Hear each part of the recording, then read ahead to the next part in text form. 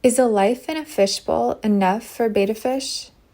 A 2024 study explores how space and enrichment affect betta fish behavior. I spoke with the researchers to learn more. So, thank you so much to both of you for being here to speak with us. Yeah, thanks for inviting us. I think this is a great opportunity to provide a little bit more information to betta keepers and other fish enthusiasts, and I'm happy to be able to be here. Yeah, well, I'm so grateful that both of you are here. So, I'll start with you, Emily, since this was your idea and your project.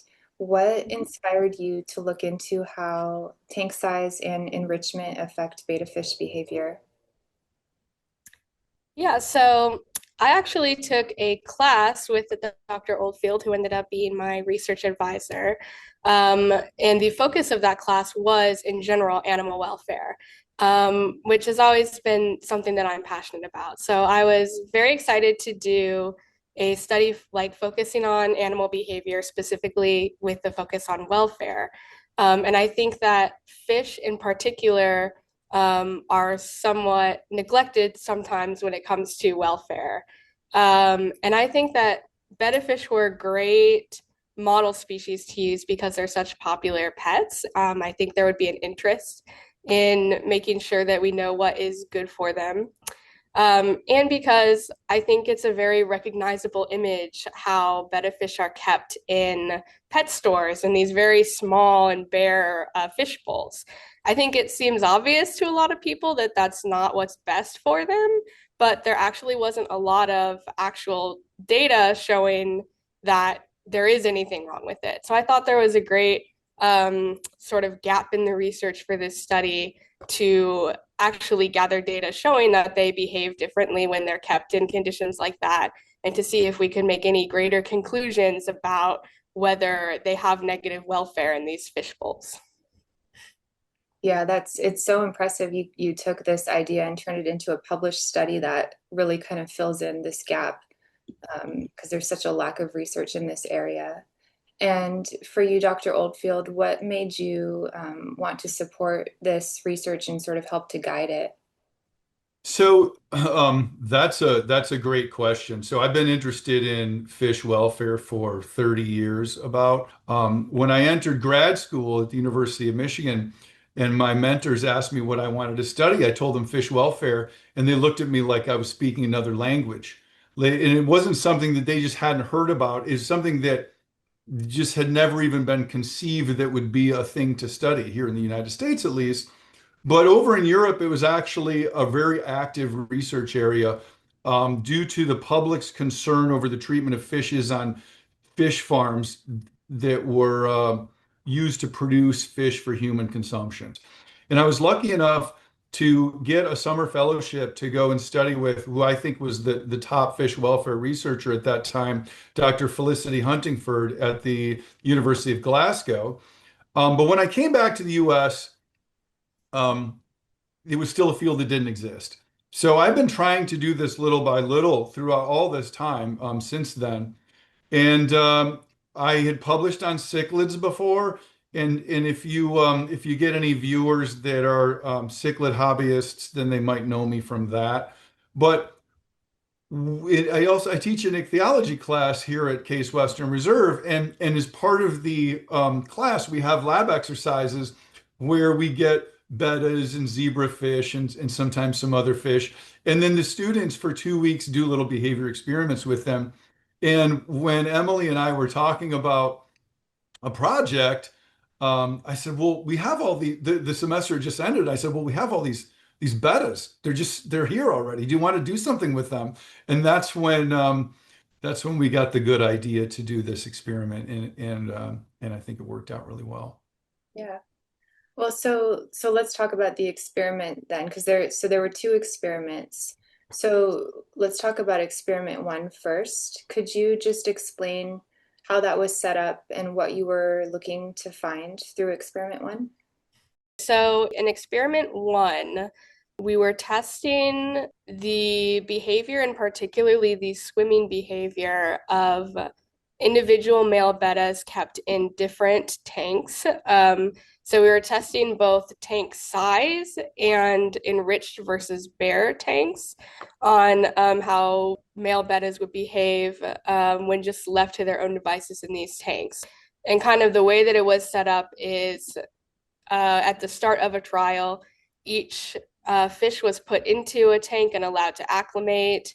And then the next day, I would record their behavior for 10 minutes, sort of sampling both like the actual bouts of behavior and then looking at certain increments of time what behavior they were doing to set up a time budget. So how much time do they spend doing each behavior?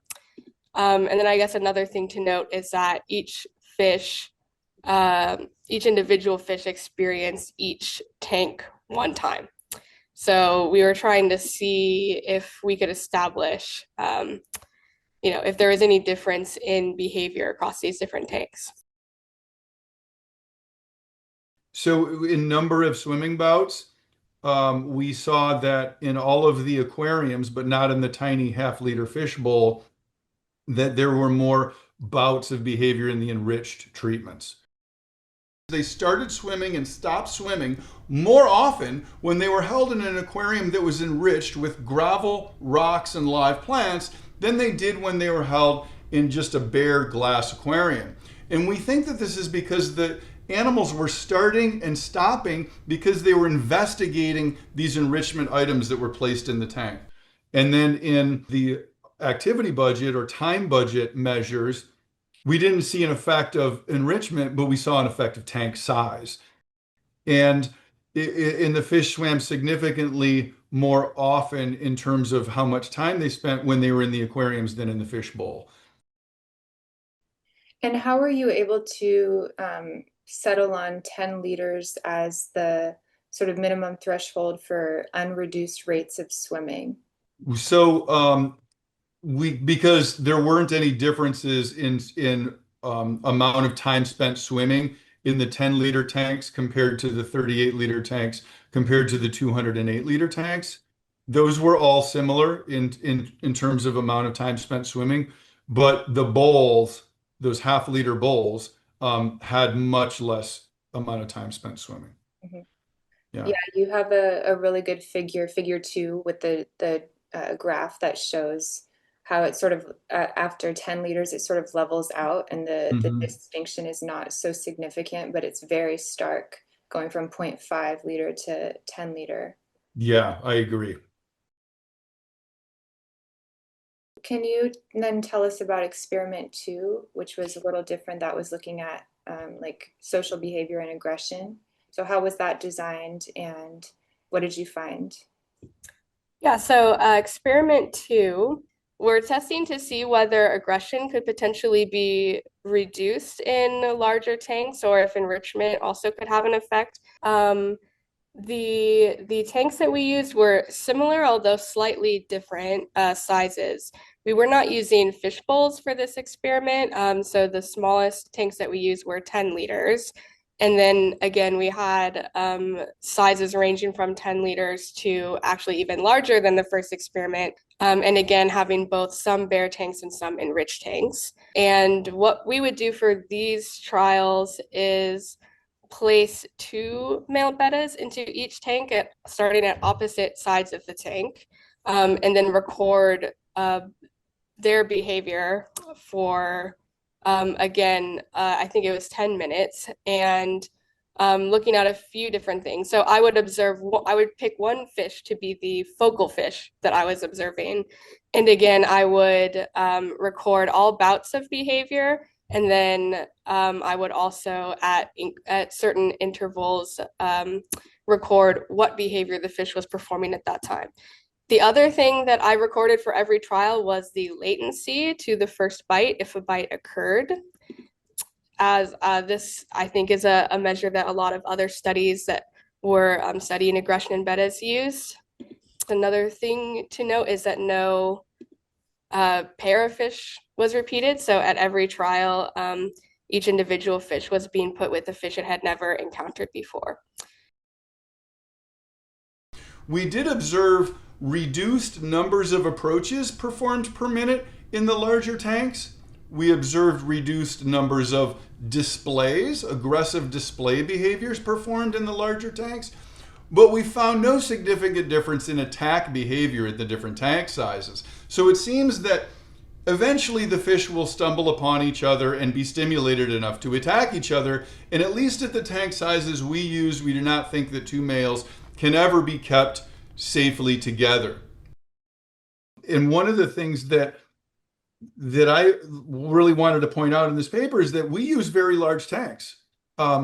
This 378 gallon or liter treatment, I think that was a standard 100-gallon tank, and that far exceeds any tanks that were used in previous studies looking at Siamese fighting fish aggression. So the idea is that if we get bigger and bigger and bigger tanks and reach their natural spacing in the wild, will then they stop behaving aggressively? And that's what we were going for.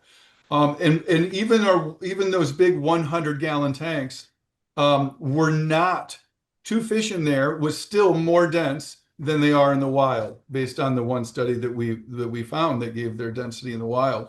But it was at least in the ballpark of being at their natural density. And even then, we didn't see any change in behavior. Now, I published a previous study on cichlids that showed that when given enough space and environmental enrichment, the cichlids just turned off their aggression. And all of a sudden they would swim around together. And I thought, well, gosh, maybe we'll see that in these Siamese fighting fish, and we didn't see that. Okay, interesting. Yeah, so maybe 1,000 years of artificial selection by humans for aggressive behavior has resulted in a fish that really doesn't behave economically according to its environmental conditions. It just has been bred to attack, and that's what it does. Yeah, that's a really good point. And then, so I wanted to talk a bit about pet stores then again. So you, in your discussion portion at the end of your research, you mentioned how it might not be feasible for all of these pet retailers to keep enriched 10-liter tanks for betta fish. But would that still be your recommendation for pet stores, or is there like another number, maybe not as big as 10 liters, but larger than 0.5 liters, that could be a starting point? Yeah, so yeah, we actually did not have any treatments that were of an intermediate size between half a liter and 10 liters. Um, it is possible that an intermediate size would still allow the bettas to express more of their swimming behavior than being kept in a small bowl. Um, I think that even, you know, any amount of additional space that retailers could spare to keep their fish would probably have a positive impact on the welfare of their fish, even if they're not, able to keep them in standard aquaria sizes. I think that's a good answer, Emily. I feel like that's the way I feel as well. I'm curious though what your thoughts are on how it's currently done, just in because it's probably about 0.5 liters, those small cups that are used. And your study shows that the behavior is really, it's restricted in that environment. So what are your thoughts on just for the betta fish, even being in those situations short term, whether that's a couple weeks or even months, what kind of effect would that have on their health, having their behavior suppressed like it is? Well, so yeah, the cups that you mentioned are about the same size of those half-liter jars that we used. There are a couple different implications for the fish. So one is that we've shown that it has an intrinsic motivation to swim around. And so when you're placing them in that restricted environment, you're obviously preventing that motivation from fulfilling.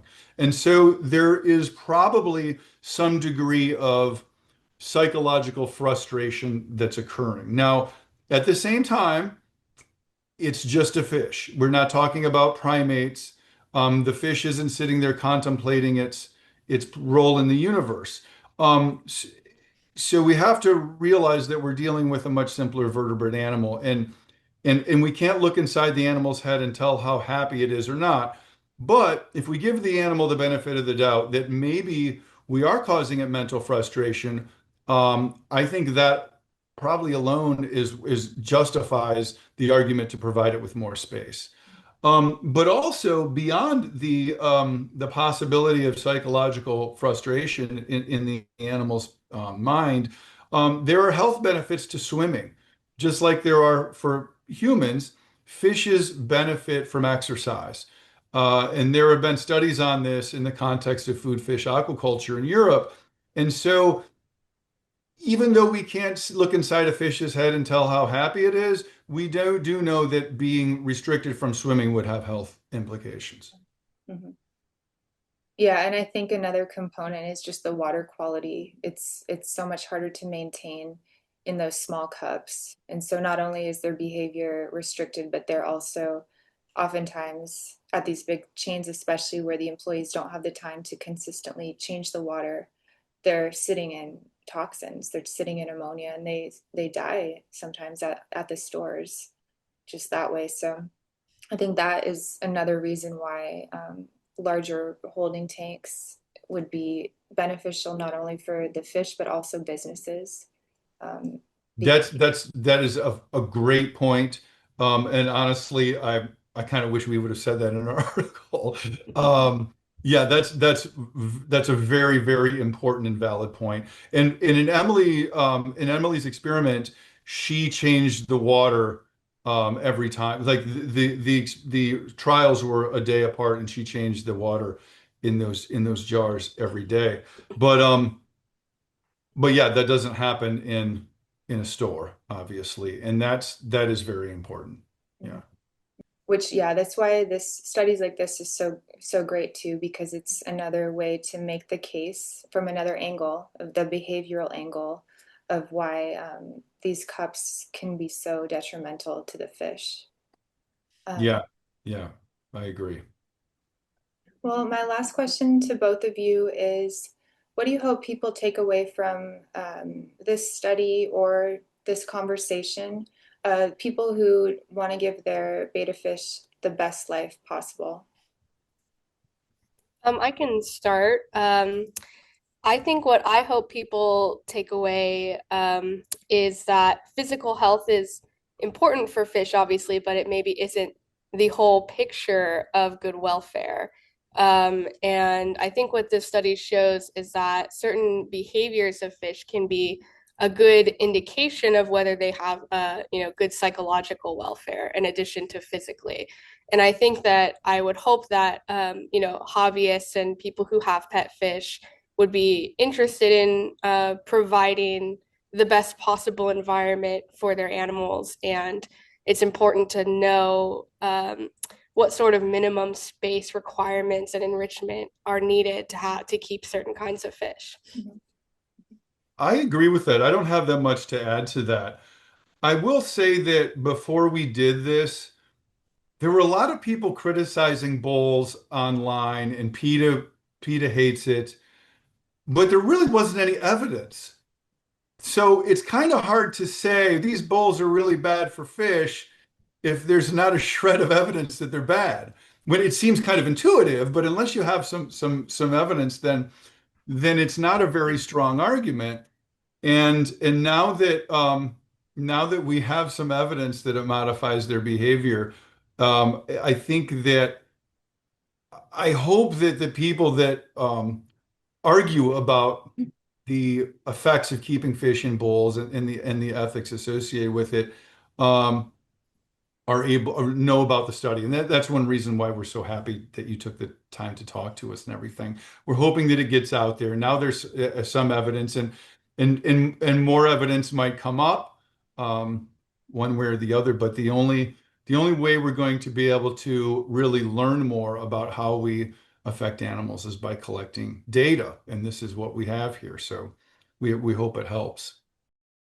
I might note too that so a lot of people often will suggest 19-liter, 5 gallon. I'm sure you've probably seen this like online. It's like a very commonly thrown out minimum suggestion, and I think one thing to always consider is that for the average fish keeper, the bigger the water volume, the better in terms of just keeping conditions stable. So your findings show that at least 10 liters or 2.6 gallon allows them full expression of swimming behavior. But I think even greater water volumes will be easier for the fish keeper and keep the water quality more stable for the fish, which is also really helpful. Yes, super important point, which wasn't really the purpose of our study, but is also very important, like we were discussing before. The bigger the tank is, the better, the easier it is to maintain clean water. But I want to point out something else, and this is something that Emily noticed, um, is that even though the rate of swimming was higher in bigger tanks, um, you might, but not higher in really big tanks compared to the 10-liter tank. One thing that Emily noticed is, well, in those great big tanks, the fish still swim around the entire tank. Mm-hmm. So even though the rate of swimming might not increase after the 10-liter size as you go up, the space used does increase. So um, I don't know that we just choose rate of swimming because that's what animal behaviorists measure. I mean, that's one of one of the most basic fundamental measurements you can take of animal behavior. But space use might be important too. I mean, if the animal's using the entire enclosure, then maybe a what did we have in the individual treatment um, tanks. Our biggest tank was the 208-liter tank, but maybe a 208-liter tank is better than a 10-liter tank because the animal chooses to use more space in there.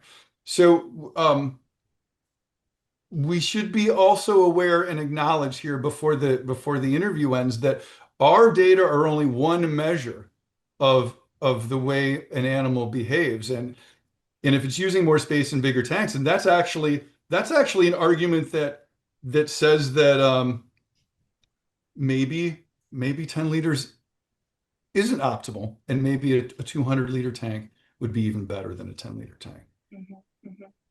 Yeah, that's a good point. Because fish keepers do notice that. They say, well, my beta, it will swim wherever if I give it the space, it's going to use all of it. So Hmm. there's so much more to explore and study, and it's very exciting. So thank you again. Really, I really appreciate your time to explain this and all of the time you put into this study, and then also your dedication to making fish welfare more on the map in academia and in public consciousness. Well, thank you for having us. It was a real pleasure being here, and I appreciate the opportunity to kind of spread the word about fish welfare, and I'm happy that more and more people are getting interested in it. Thank you both.